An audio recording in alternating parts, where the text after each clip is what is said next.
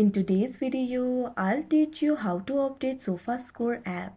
Updating the Sofascore application is very essential if you want to access the new features. Also, updating the application will fix the bugs. So what you have to do is launch open Play Store on your device. You can see over here Play Store has been opened. Tap on the search icon that you can see at the bottom right corner of your screen.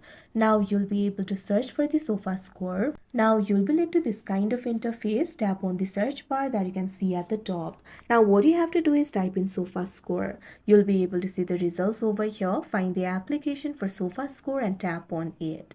Now in this interface, if you find the option for update, tap on it. After you do that, wait for a while. After a while, the application will be updated and you'll be able to access all the new features. But if you do not see the option for update over here, that means your application is already up to date. So like this, you'll be able to update the app. So that is how you update Sofascore app. I hope you found this video helpful. Thank you for watching.